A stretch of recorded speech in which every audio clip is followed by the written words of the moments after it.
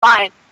But everyone was there for Nakamura and Balor. That's right. We were there for Nakamura and Balor. So, I think we should get Will's opinion on this first, because I just feel like this is a giant soppy mess for him, so... You don't even know. You have the floor. Like... to be 100% honest, it was really, really, really conflicting me for the fact of, like, it's going to be a great match, and I love both of them, but once you get to the end of the match, like, you kind of knew from the beginning, and then once you get to the end, you really knew, like, this was it for Finn. Like, they're finally doing the call-up. And, like, if you haven't seen the match, go watch it, like, beat off to it. It's a wonderful fucking addition to the Spank Bank. It's the fucking bee's knees, bud. But fucking... I mean, straight off the bat, like, it was pure technical wrestling, which is so hard to fucking watch nowadays, because it's so hard to fucking find. You need to put on New Japan, or you need to just fucking wait for NXT to come on. Like, the pure honesty. And to see these two dudes go at it for, what was it, 20, 25 minutes? Like, it was a fucking... Yeah. It was a fucking rager. But, some of the spots where Shinsuke went to do something, I was really fucking fuzzy on it because I was watching it like late at night and I was half asleep. But I was kind of just slow stroking to it. But Shinsuke went to do something and Finn kind of rolled and like did a double foot stomp like right on the ground and hit him there. And then the ending spot where, first off, no, let me rewind. I'm such in shambles because the match is just, there's so many highlights. When Finn just bolted to Shinsuke in the corner and double kicked his fucking knee out, and Shinsuke did that flip, I went, oh fuck, and I thought Shinsuke was really fucked. I was like, no, don't break him already. Please no. Like, I thought he actually got fucked up. But, it really just shows how well fucking Shinsuke can sell. Mm-hmm. And then it was the bit at the end where Finn went for the double stomp, and Shinsuke rolled out of the way and hit him with a Kinshasa to the back of the head. And it was so quick, I kind of had to stop and go, wait. Like, had to, like, catch back up and realize what happened. Oh, it was just such a beautiful fucking match. And like I was saying, like, at the end when they shook hands and they bowed and, like, Finn did his little wave to the crowd and, like, bowed, it really had the... When they did the Shinsuke-Sammy match, and you know that was Sammy's last match in NXT, it really had that feel to it, where you're like, okay, this is it. Yeah. I felt the same way about it, honestly.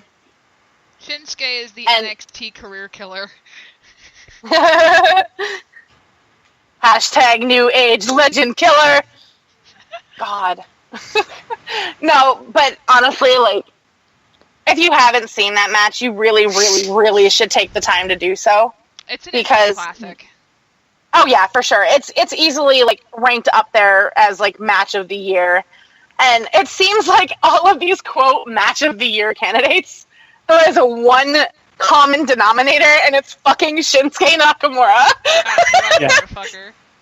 Dude, that man, I can't even describe what an experience it is just to watch him wrestle. Right. And to be able to, like, get the time in the ring to put on these impressive matches. It's like you are never disappointed when he walks out. Like, if you are, you have no pulse. Like, you authentically don't have a pulse because every match he's in is at least a candidate for Instant Classic. And that's just a testament to his talent. I mean, he could literally put anybody on the map. He had a match with, what's his fuck? It was one half of the Skrillex brothers, the fucking Wub Wub dudes. Oh, Murphy? Yeah. Have you never heard me call them Skrillex brothers? No. That's a very common name on my parts. Oh my god, no! He had a match with Murphy, and he fucking made Murphy look like a goddamn god. Like, he can put a match on with anybody. Mm-hmm. He had a match with... Didn't he have a match with Perfect 10? I think so. Yeah. Yeah, he did, and that match was fucking stellar. Yeah, he made fucking Ty Dillinger look like like fucking Ricky Steamboat. Like anybody he works with instantly looks better. I like the only high profile match that I've seen from him so far that I like wasn't fully invested in was him and Aries, and I kind of felt that NXT was like don't yell at me, like it was still a good match, but like I kind of felt like whoever was booking for that NXT takeover, they were kind of like, all right, there are two hottest signees, and like they're the two freshest faces, and everybody loves them. Just fucking put them in a ring together, and it was a good match. I just felt like it left more to be desired, which kind of upsets me because a lot of Aries' matches I felt have had a lot more to be desired. Like I don't know if they're like waiting for a big payoff for him. Well, but right you know, now Aries it looks like they're setting him up with a feud with No Way Jose. See, I'm probably like the one person who's like a huge supporter of him. Well, I love him. Who, No Way? Yeah. No, I fucking love the fuck out of No Way. Like, don't get me wrong. Okay. I absolutely adore him, and I think part of it for me is I get that proud mom syndrome, I guess, because every show I've gone to since moving here and like actually actively going to the NXT shows, I've seen him. And he has just improved so much so quickly, and I don't know, as like I guess entertainer, like he's second to none. He is so fucking fun to watch, and like his energy is really contagious. Yeah. And like I absolutely love his charisma. I think he's wonderful. He has like this disposition about him that's just so fun. And every time his music hits, if I go with Ryan, him and I will literally just be standing there with like the hip swivel. Just because his music is so fucking fun. And every time I have actually described him as a summer night with mojitos in Key West, because he is just absolutely fucking so wonderful. Yeah, he's fucking beautiful to watch. He's a great performer. It's not like he lacks in the ring. He's a great performer. Where was I going with this? He's a great performer. He's got great charisma. He's got like a future ahead of him. And like you said, like proud mom syndrome. I feel like we all had that wrestler that we've seen in their early days that like as we see them now, we're kind of like I've seen you since the beginning. Yeah. Mine is the strangest one, and you would never guess it in a million years. But my only gripe with him and like Aries getting a thing is I feel Aries is like, you remember when Tyler Breeze was just putting people over to like get them to the next level, and Tyler was just hanging? I feel like Aries is there right now, and Aries deserves a lot better. Oh, I definitely agree with that. Like he put over Corbin, and I was like, well, no, he didn't put over Corbin. Fucking Aries won that. But you know, he was in a program with Corbin to get like Corbin escalated as a heel. He put over Shinsuke to get Shinsuke ready to. Shinsuke's taking the belt. Shinsuke's got to take the belt. If Shinsuke doesn't take the belt, who's it going to be? Like Itami? Itami's been going on way too long. But he's basically putting these people over because he's getting like the next generation of NXT like ready, fresh, and out the door. So to see him in these like small feuds that are kind of like, oh, okay, he's prepping this guy to be like a new face, or he's prepping this guy to be a contender. It's kind of like, all right, but like when the fuck is he getting his comeuppance?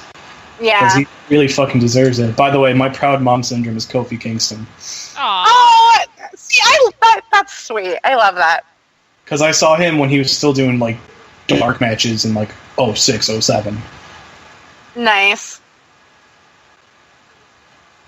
So I think there is somebody for like all of us that have that one person on the current roster. So I think, Yes. though, the general consensus is that we all absolutely freaking love that match that was there for Shinsuke and Balor, and it's like 5 stars, 10 even, perfect 10. Sorry, Stan. Fucking Stan. I just kicked Stan. Not really sure that's controversial, but it sure as hell is funny. So, before we get to like the Cruiserweight Classic, I want to like talk about the thing that bothered me about the draft and the brand Yeah. split. Because I want to make this quick, because I know we're probably going to be gushing over the Cruiserweight Classic. But, so we got our commissioners, as Vince called them, appointed to Raw and SmackDown, and Stephanie is going to be running Raw, and Shane's going to be running SmackDown. But he gave them this task of picking general managers. If these two are in charge, why the fuck do we need general managers? Yeah. What's the point? Yeah. That annoys me, too. I just can't. And then I guess it was leaked that Daniel Bryan is supposed to be the one for SmackDown. So I don't know if they're still doing that or if they're going to have to do something different because it got leaked. Yeah. That one kind of confused me a little bit. I'm like, okay. But what, him as GM, or? Yeah, like, it feels weird, but I guess for me, I'm kind of jaded with the whole concept, is I think the whole general manager requirement is absolutely stupid. But what can we expect? Yeah. Deep sigh of disappointment. I still say they're really dropping the ball, not bringing CM Punk back and making him GM Punk. Like, I would be here for that. Let me fucking tell you what. Right? Apparently, because you heard UFC sold, right? No. No. UFC sold for like $4 billion, and it's sold to a group of like buyers. Like, a bunch of people put money in, and they all bought it. You know who one of the buyers was, right? Fucking WWE. Oh no! Punk's probably So sitting there in technically- the living room like, I can't get away from these fuckers. Yeah, Punk's like, fuck this debut. Oh Gonna go back to no! TNA.